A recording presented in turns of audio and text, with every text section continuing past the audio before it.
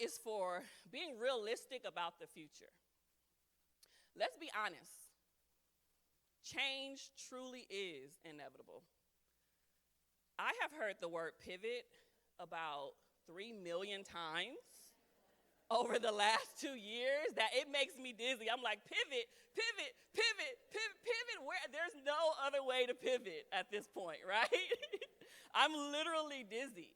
But that is honestly what we had to do over the last few years. We had to figure out the new normal for ourselves. And that doesn't mean you just wipe the slate clean and just say, forget about it, right? It means that you say, okay, things are not like they used to be, but how can we tweak this and make it small, intentional changes over time? And so I call myself a realist. I am one of the people that will always, literally always be like, okay, so how is that realistic? So what does that look like in real life? Okay, so we want to move the world and the events industry back into in-person events. What does that look like practically, right? Those are the questions that I typically have. And so we have to realize that not only do people change, but life continues to change, the world continues to change, and oftentimes those changes happen without our consent.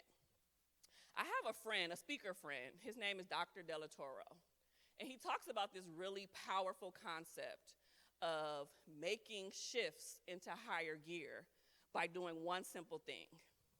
And it's literally changing yourself, get this, by 1%. Only 1%. So think about if you had a desire to change and be better only by 1% each and every day. You're going to cook more meals at home instead of eating out and spending money by 1%. You're going to work out and go to the gym, get snatched and be all sexy and have a six-pack by 1%. Look, somebody was like, see, look. You are literally going to save money by 1%, right? And oftentimes when we think about change, we think of these like big, grand changes, right? But sometimes it's just the small incremental things that we do every single day that makes a true difference. And when you look up, all of those 1%, they add up, right? And you can look at yourself and look at the events industry and everything that you are attached to and say, wow, we've come a very, very long way. And so I'll be honest, I'm not good with change. I'm a Virgo. That says everything right there, right? I am perfectionistic. I see some Virgos in the house like, yes, Virgo. Woo, woo, where my Virgos at? Woo, woo. Oh, Amani is a Virgo too. I love it. But oftentimes, Virgos, we're perfectionistic. We don't like change. We like to be in control, right? Look at it. I see somebody saying like, yep, that's my wife right there. She is that way, you know? And so it can be scary a lot of the times, but for us, it's important to just, and not just Virgos, but just us in general, to learn to lean into it instead of running away from it. Next slide. The W in forward is for write the vision. Now, I don't know a successful person on the face of this planet who is successful without writing it down. They have written the vision, they've made it plain, and it's important for you to write your vision and for you to write all of the things that you want to accomplish down as well. And so I'm not sure if you guys are aware of this, but studies have actually shown that when you write your goals down and the things that you want to accomplish in your own handwriting on a piece of paper, not on your phone, not on a laptop, not on a tablet, but when you write your goals down in your own handwriting, it increases your opportunity and your chances for it to actually happen. So instead of us putting things down in our Google Calendar or whatever you use, maybe you should take the opportunity to actually handwrite it down. It does something with the mind. The mind and your motivation and just seeing things written in your handwriting really motivates you to get the job done. And so when we create things and we have things in our mind and in our head, oftentimes it's very abstract, right? We have more than like 6,000 thoughts a day. Did you guys know that? Like way more than that, actually.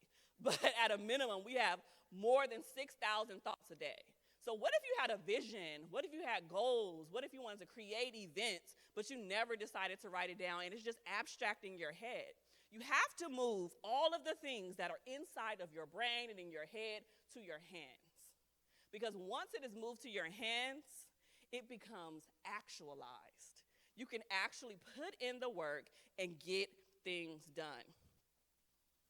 Even for this keynote, I literally took an old school, don't laugh at me, computer paper, right? I grabbed a mechanical pencil, like the ones that click, like click, click, click, the ones where the lead comes out at the bottom, and I wrote out every single thing that I wanted to say in this presentation. I had to get it out my head, and it had to be actualized, right? And so when I did that, I was able to put it on these slides and present it to you guys in a different way. But I have never, ever seen anything be built without a vision. Have you seen a building be created without a blueprint? Never. Have you seen a house be built without a floor plan or a blueprint? Never. So what makes us think that we can go through life wanting to have these great experiences and accomplish all of these big goals without us having a blueprint and a vision? Even on HGTV. Am I the only one who watched HGTV? Okay, cool. I'm not the only one. That's my favorite thing, right? When they're rebuilding houses and tearing it down from the ground up, they show you this model and this mock of what it will look like once things are accomplished, right? We have to see it sometimes before it's actually put into fruition. So you guys have a homework assignment. You ready? You didn't think you were in school today, but you are. Here's your homework assignment. I want you guys to write down what you want to see. Keyword is what you want to see in this industry. And part 2 of that question in your homework, I want you to figure out how are you going to practically, and what are you going to practically do to make that a reality? So it's 1, what do you want to see in the industry moving forward? And 2, how will you productively contribute to that to make it a reality? That's your homework assignment. I want you to think about that and ponder on it.